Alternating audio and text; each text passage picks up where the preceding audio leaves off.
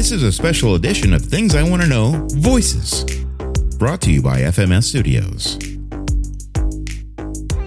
For more than 80 years, he kept his head covered through the planting and harvest seasons in his hometown of Lyle Station.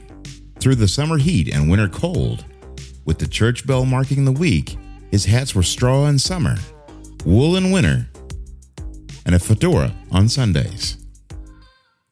People stopped asking him why. It was simply part of him. He never explained until the day he set aside his hat, because underneath was a crater, skin pulled tight where bones should have been, where it never healed. It wasn't an accident. It wasn't a disease. And it was done to him. In Lyle Station, Indiana in 1927, in a black farming settlement with deep roots, a school became a clinic.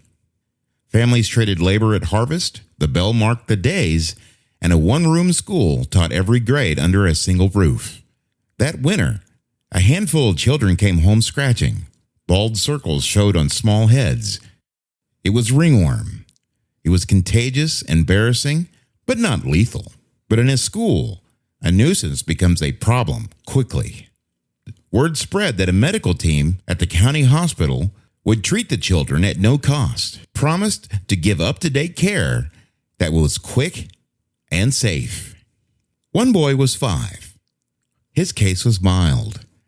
But at the same time, the men in white coats said this was standard, approved, and what responsible parents would choose. It sounded like care, like progress. So she signed. Across the U.S. and Europe was the new treatment for scalp ringworm. Textbooks and conferences praised it. No scalp scraping, no caustic chemicals, no weeks of bandages. Removing the infected hair at the follicle and the fungus wouldn't survive.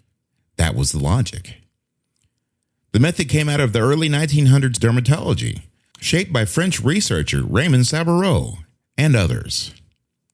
Even then, the literature cautioned dosing must be precise and protective measures matter. Too much exposure burns, scars, and damages tissue. Too little doesn't work. Accuracy depended on the operator, the machine, the clock, training, and the pressure to move kids through quickly. 10 children were called from their desks and taken by the school bus to the county hospital. In a small room, the team set up a temporary clinic. An X-ray machine dominated one wall. Steel frame, articulated arm, a head that swung into place above each child. They fitted a small cap to position the head, and the machine hummed. Settings clicked. The air smelled of ozone. A few children felt heat on their scalps, and they were told that meant it was working. When it was over, the class returned to reading and arithmetic, and parents were told the infection had been handled, at least for now. Days later, the first signs appeared. The burning, hair coming out in handfuls. Blisters rose, broke, and scabbed. The smell of burnt hair and raw skin followed the children home for days. Most of the group healed over the months. Patches of their hair returned. But one boy did not. His wounds didn't close. His mother went looking for help, and the visiting team never came back. The local doctor could dress the burns, but not reverse them. 10 children treated. One child not healing. The team gone, and the mother alone.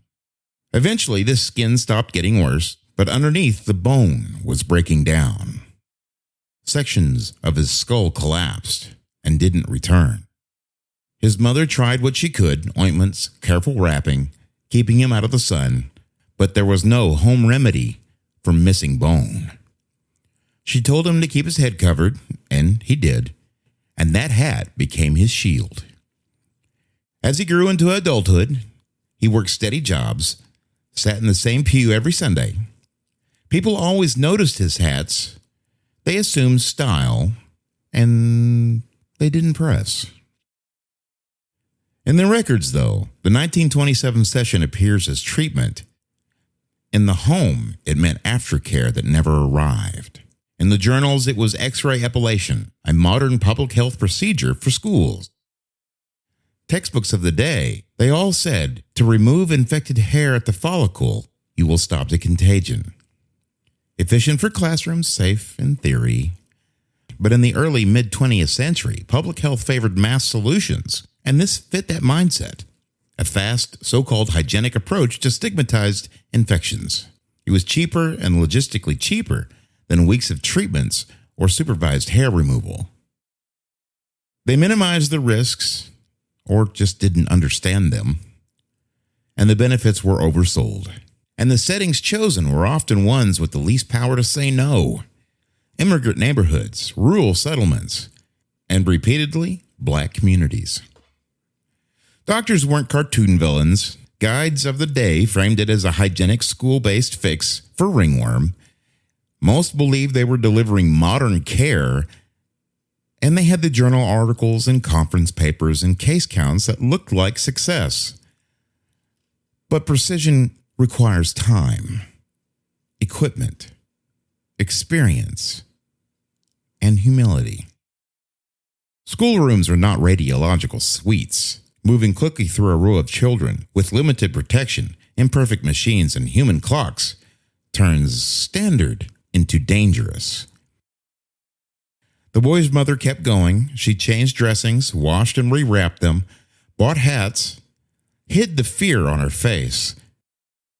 And the boy learned to make himself small in photographs, tipping the brim just low enough at work and at church and at home, with the hat making the world easier to face.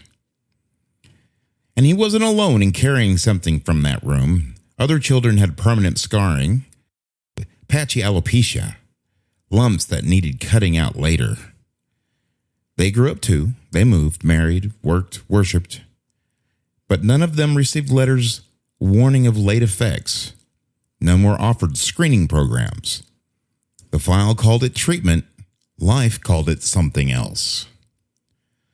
Zoom out and the pattern darkens.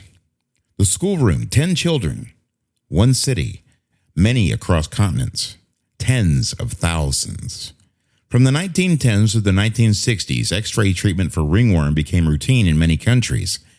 It was public health fashion, fast, cheap, scalable, that left a long trail of harm with thyroid disease, cataracts, tumors, cranial and brain injuries. In New York City, thousands of children were treated. In Israel in the 1950s, North Africa, and Middle Eastern Jewish children were subject to mass irradiation. In 1994, a law established compensation and follow-up. But here, the phone never rang. Not once. The same logic repeated: speed over caution, logistics over consent, modernity as a shield. Lyle Station wasn't an exception. It was another entry in the log. A black farming town offered a service at school, a one-day intervention delivered by authority. The cost, as usual, was carried by the people with the least leverage to fight it. There was never a day when the missing bone came back.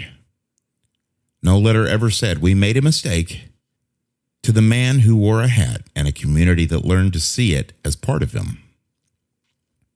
Later in life, he agreed to be on camera. He took off the hat, and the room went quiet. A cavity in his skull where a child's future could have been. His name was Vertus Wellborn Hardiman. He was 5 years old when a hospital x-ray machine took a piece of his head. He lived with it for 80 years, every day. It isn't a mystery. It's the record. A 1927 school treatment in a black community. 10 children in a line. A medical fashion that promised modernity and delivered a lifetime of harm. The hat didn't hide the truth. It just told you where to look. From planting to harvest, the season kept moving. Modern medicine promising speed, yet he paid for it forever.